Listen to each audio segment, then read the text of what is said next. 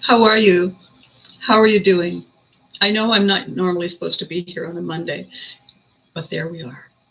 So I had this idea. I think it's fairly bright, which is why the prop. I've just done a little spot on Facebook, and I told them that I was going to be popping over here to do the same thing here. So here's what's happened. Um, I explained it fairly in depth over on Facebook. I'm sorry, I'm just realizing that I look like I got hit by a bus or something.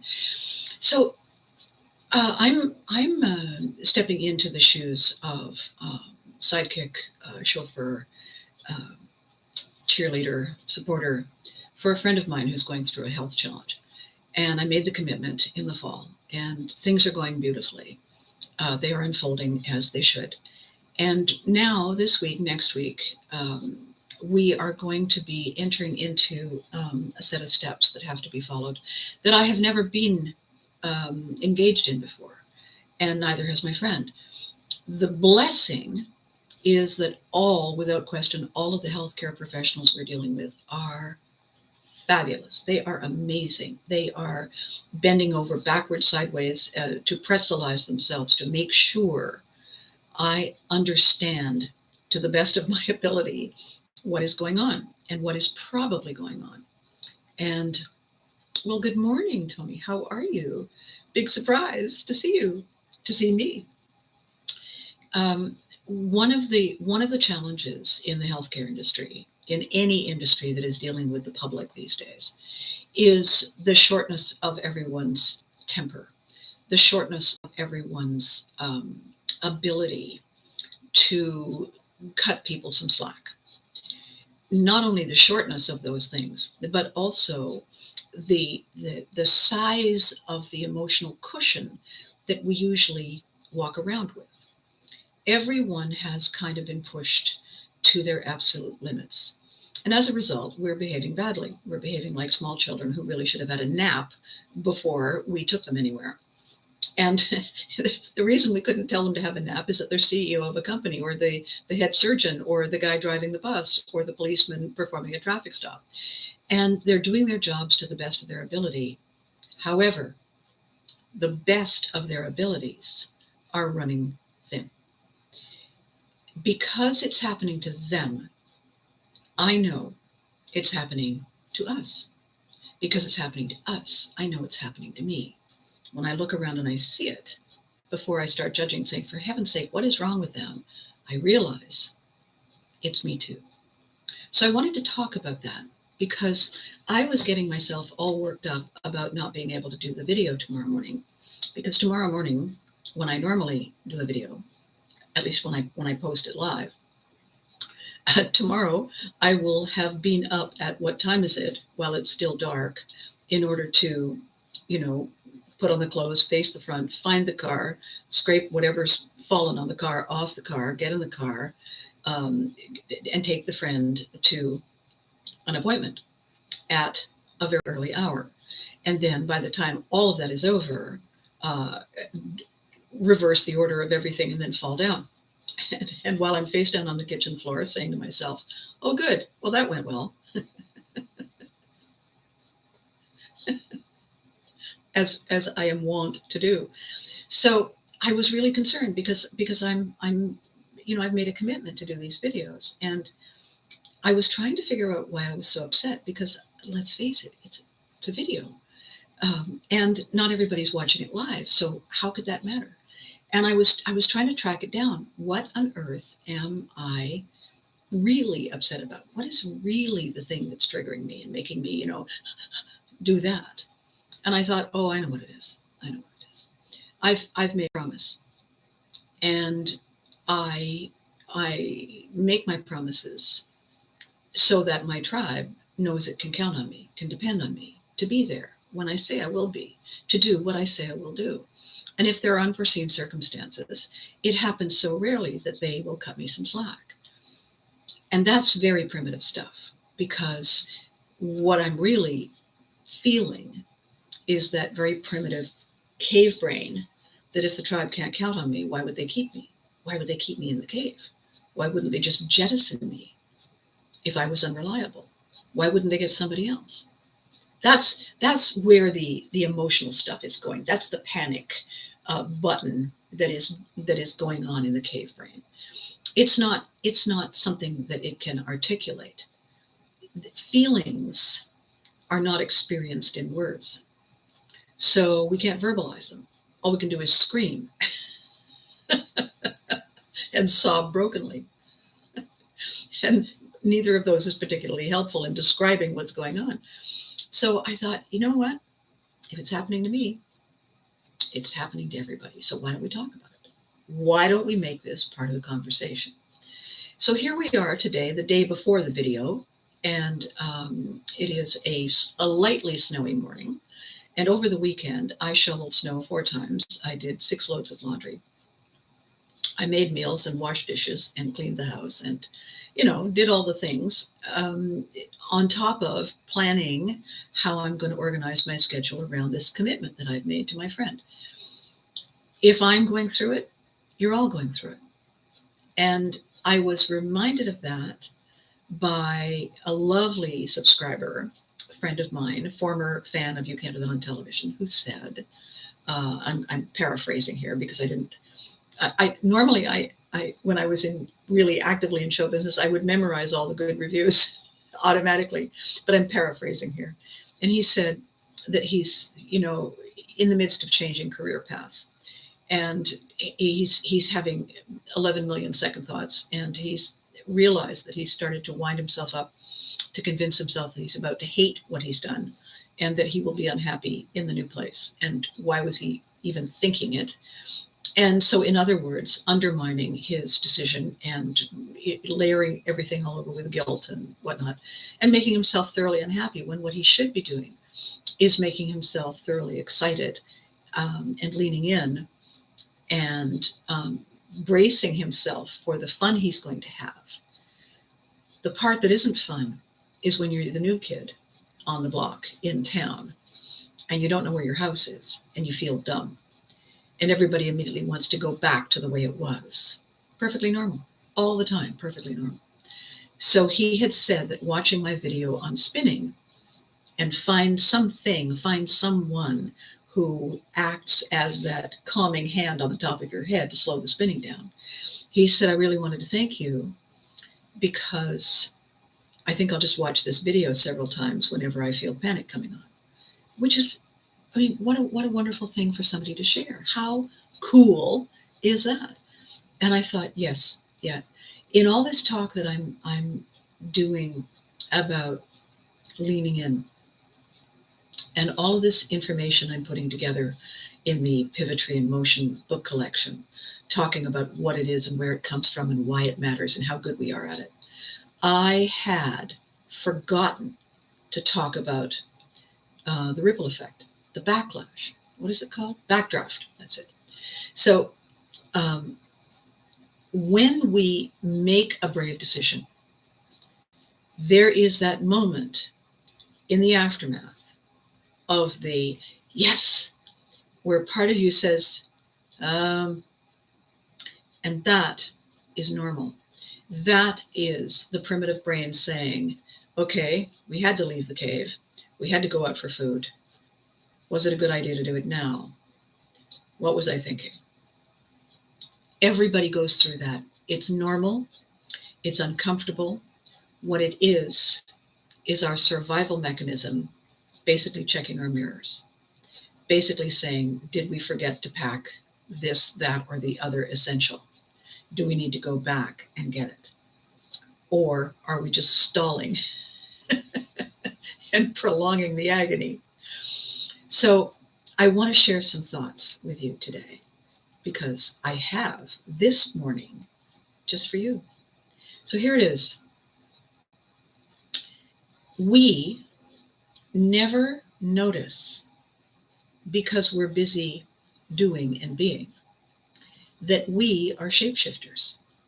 In every definition of the word, we are chameleons. In every definition of the word, we have this hidden innate ability to take the shape of our surroundings, to adapt and adopt an essential role when it's needed. We are extraordinarily gifted in this way. We are gifted in this way beyond most other living creatures. The crazy thing is, we're so busy doing it, we don't notice. And by the time we've done it, it's old news. And it isn't new. The challenge has passed. And we passed. We made it. We're on the other side. And it feels like it was always meant to happen.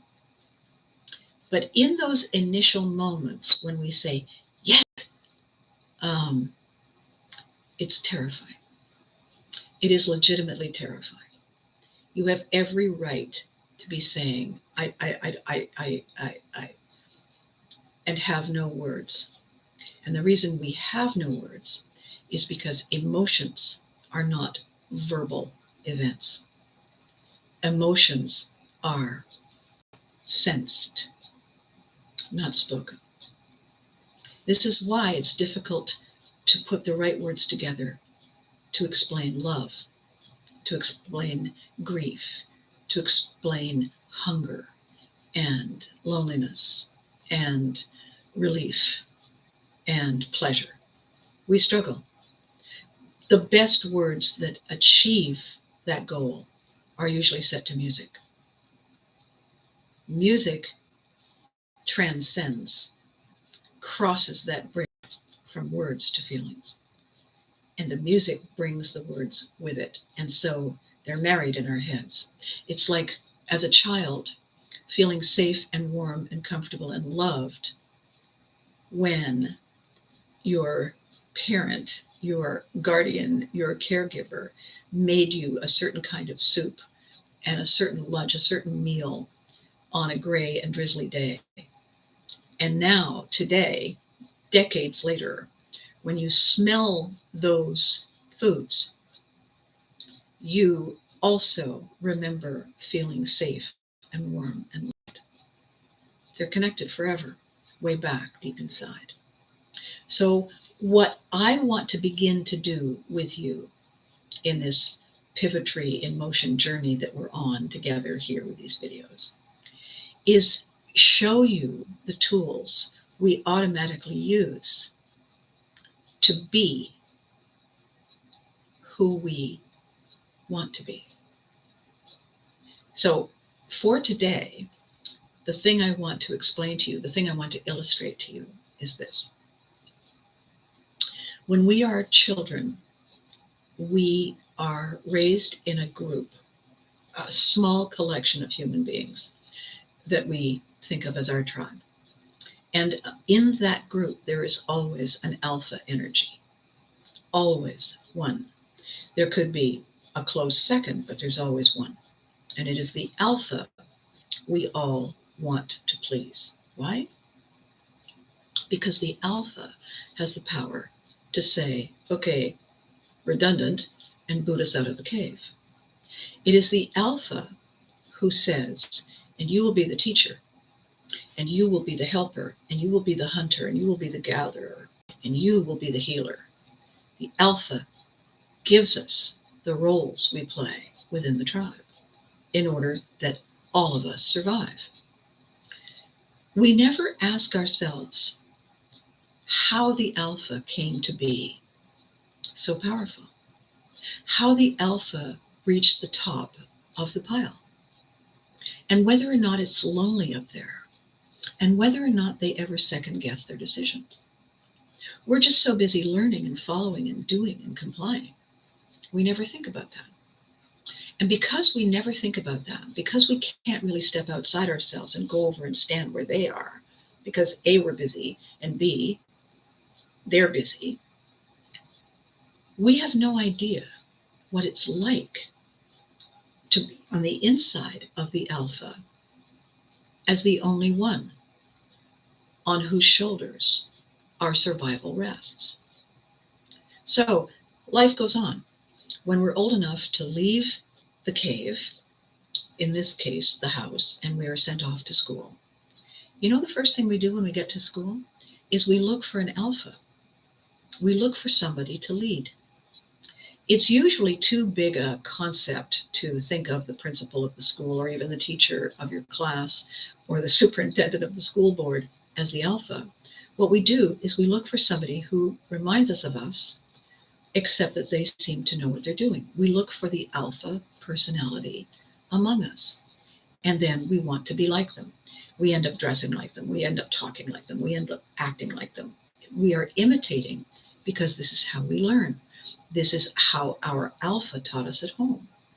We never question what it must be like for this child alpha, how heavy the weight is on their shoulders, telling us all what to do, because we're so busy following. So, what's happening to all of us now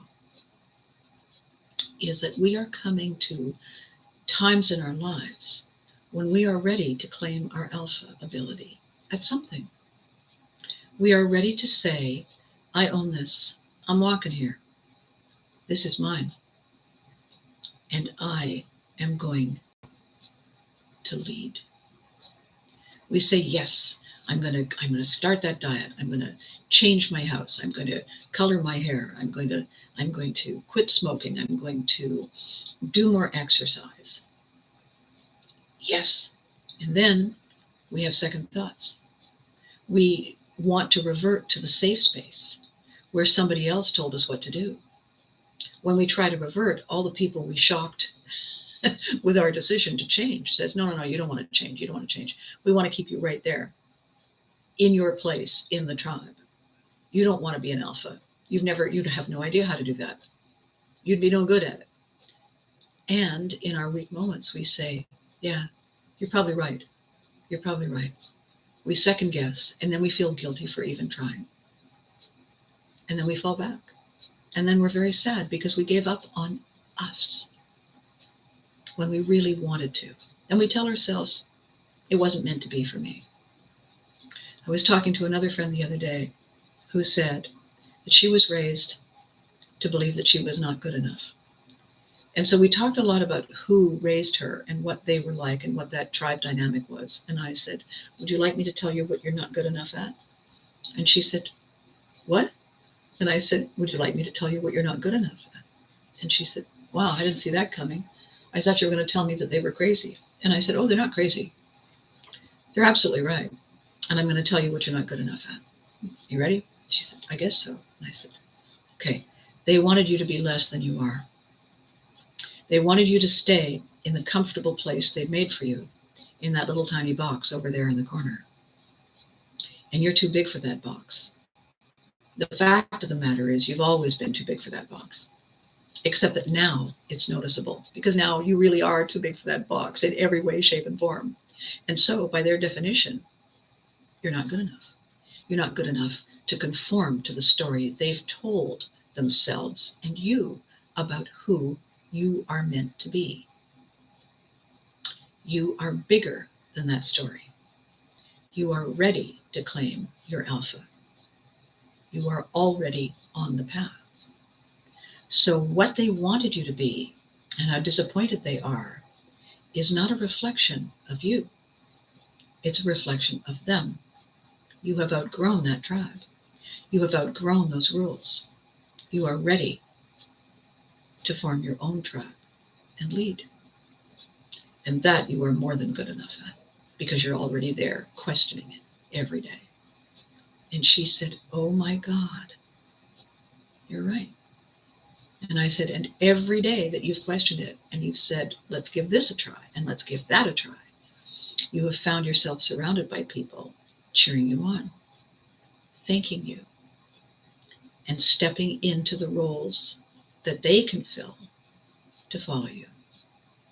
You are an alpha and always have been. And she said, that's right, I am. And I said, all right. So the work we're going to do together is find out where you are hanging on to those follower decisions, those follower story plot lines.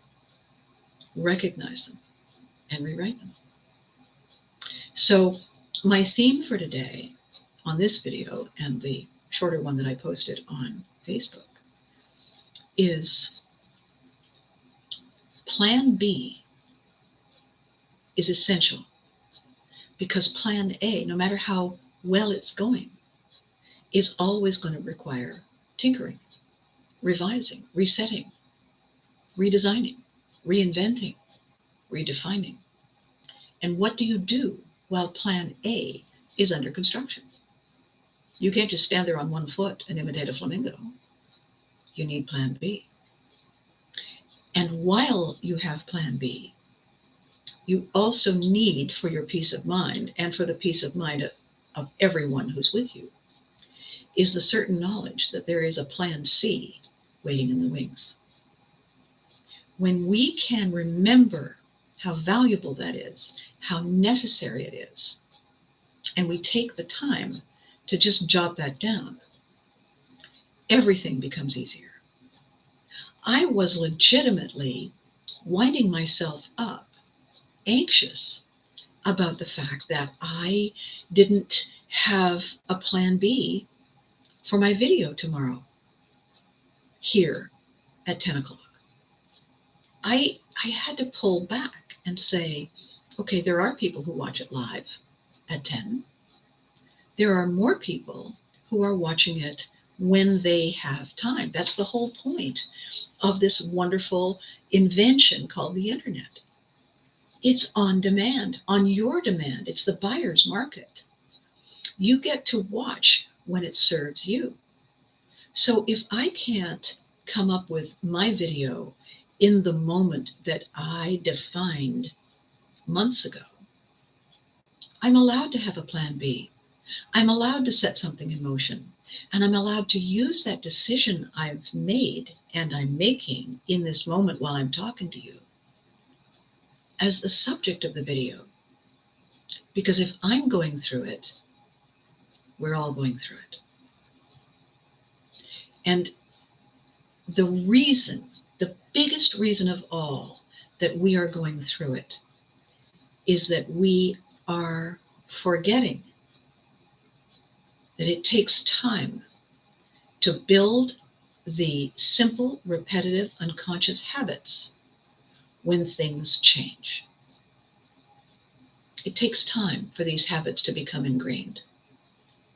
I was talking with a nurse the other day when I was verifying where I have to be and when and what I need to bring. And I said to her, it's going to be annoying for a while until I calm down here. So I want to explain and apologize in advance because I just met her a couple of visits ago. And I said, I'm a military brat.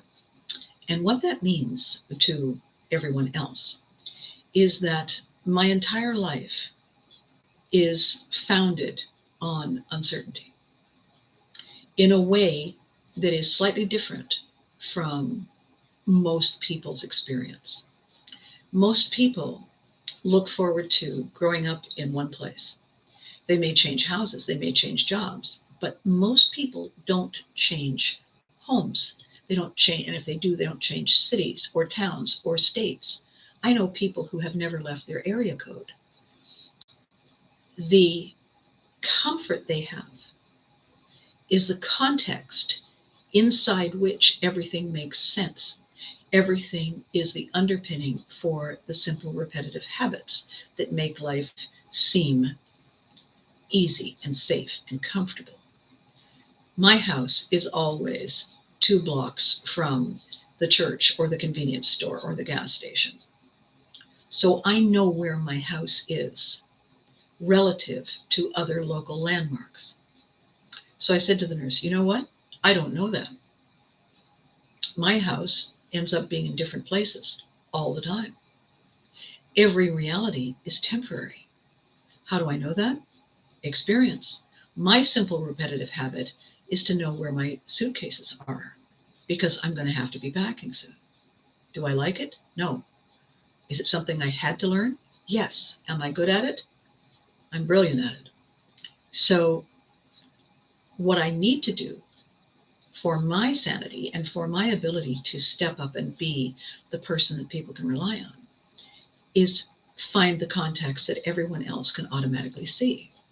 So I ask repeatedly very, very basic questions. And I apologize now in advance, but now you understand where it comes from. And she said, you know, it's funny. I know a lot of people who are military brats. I've never heard it explained that way, but it makes a lot of sense. And I said, yeah, the stuff that I don't know is such a given for everybody else. They don't even know it exists.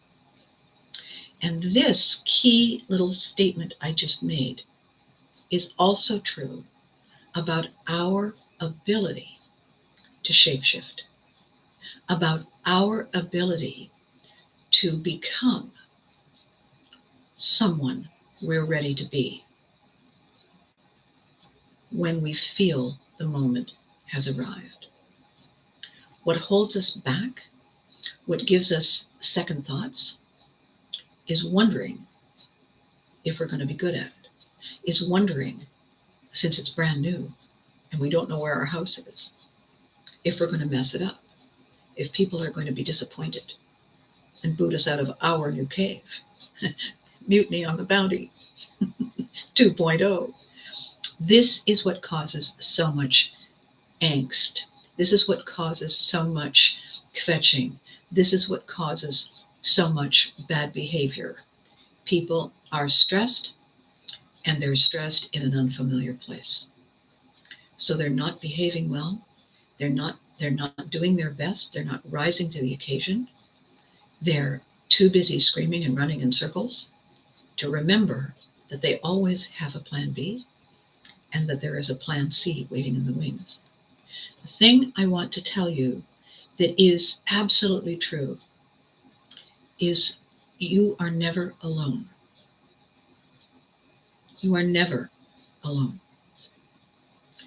There are people so much like you, it's crazy. And they have just walked in those shoes. They are just putting those shoes on. They are getting ready to walk in those shoes. And all of you together are pioneers.